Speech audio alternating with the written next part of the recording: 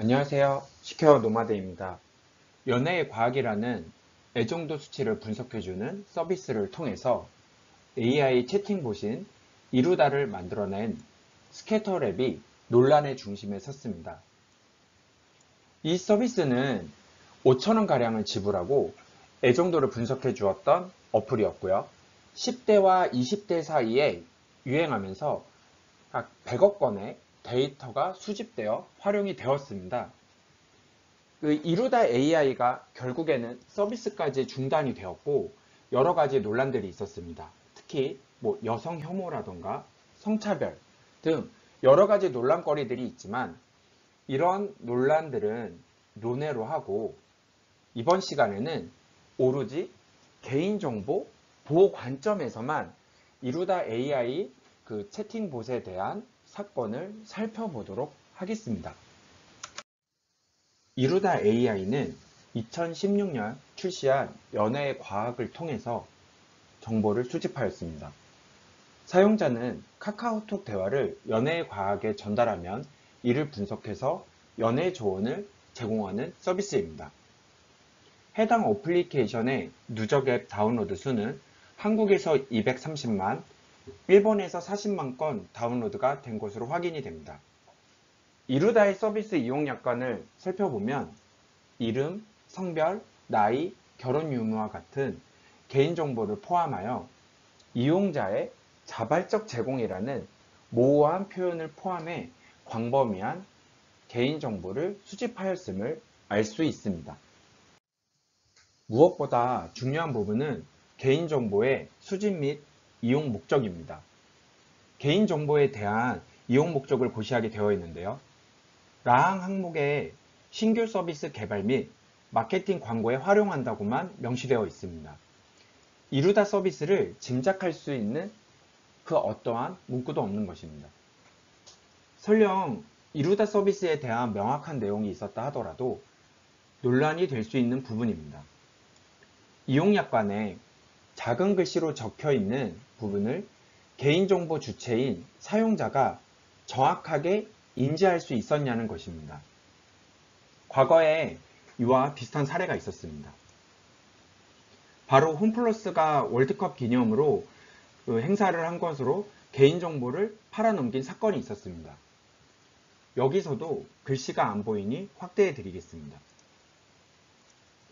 수집 및 이용 목적에 보면 보험 마케팅을 위한 정보 제공이라고 1mm 크기로 적혀 있습니다. 사용자들은 경품 제공을 위한 게 주 목적이고 홈플러스 내부적으로 마케팅으로 활용은 할 수 있겠다라고 생각했을 겁니다. 하지만 실제로는 경품을 제공하기 위한 게 아니라 정보를 수집해서 돈을 받고 외부 업체에 팔아 넘겼습니다. 이 사건은 대법원까지 갔는데 1심과 2심에서는 무죄가 나왔습니다.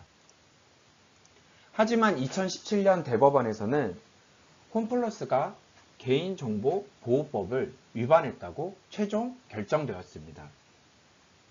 중요한 부분은 사회 통념상 받아들이기 어려운 부정한 수단을 통한 개인정보 동의에 해당된다고 봤습니다. 이 사건과 이번 이루다 사태를 같이 한번 살펴볼 필요가 있습니다. 다시 한번 살펴보겠습니다. 이용약관의 일부분이지만 신규 서비스 개발에 활용한다는 글자는 알고 봐도 잘 보이지 않습니다. 이루다 홈페이지에 있는 게시글입니다.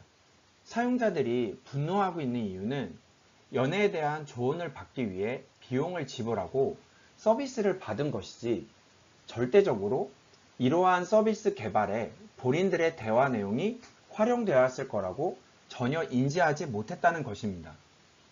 개인정보 활용에 대한 동의 자체도 제대로 받지 못하였지만 신규 서비스에 활용될 수 있다라는 항목으로 동의를 받았다고 하더라도 홈플러스에서 경품을 빙자해서 그 개인정보를 팔아 넘긴 것과 연애 상담을 해줄 것처럼 대화를 수집해서 새로운 이루다라는 서비스를 개발한 것은 둘 다 부정한 수단을 통한 개인정보 수집이라고 볼 수 있습니다. 개인정보를 보호하기 위해 수많은 관련 법들이 있습니다. 정보통신망법 제28조의 개인정보 보호 조치를 살펴보면 여러 가지 기술적, 관리적 조치를 수행해야 한다고 명시되어 있습니다.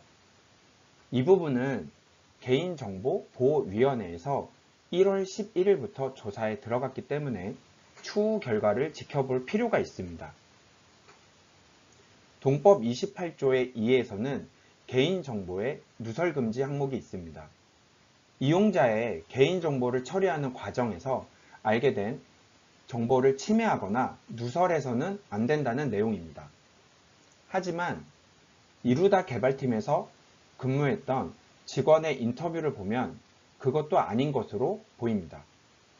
수집된 사용자의 특정 대화 내용을 캡처해서 사내 메신저에 공유를 한 것입니다. 이는 한두 번 있었던 일도 아닌 것으로 보입니다. 60여 명 가량 직원이 있는 단체방에 대화 내용을 공유한 것으로 봐서는 이러한 개인정보에 대한 보호 조치가 충분했다고 볼 수 없습니다. 또한 민감정보를 다루는 개인정보 처리 담당자로서의 윤리의식도 부족했던 것으로 판단됩니다. 개인정보보호법 제20조에는 정보주체 이외로부터 수집한 개인정보의 수집 출처를 고지하게끔 되어 있습니다. 카카오톡 대화 특성상 대화 상대방이 있을 수밖에 없고 대화 내용은 동의한 이용자도 정보 주체지만 대화 상대방도 정보 주체일 수 있습니다. 따라서 또 하나의 정보 주체인 대화 상대방에 대한 동의 없이 데이터를 수집하여 활용한 것이 개인정보보호법에 대한 위반 사항인지도 쟁점 사항입니다. 이는 아직 판례가 없기 때문에 좀 더 지켜봐야 할 것으로 판단이 되고요. 여러 가지 논란을 발생시킨 이루다 사태를 통해서 우리의 개인정보가 좀 더 안전하게 활용될 수 있었으면 좋겠습니다. 여러 가지 의견들에 대해서는 댓글로 남겨주시고요. 여기까지 이루다 사태를 통해서 개인정보 보호 관점에서 어떤지를 한번 살펴봤습니다. 감사합니다.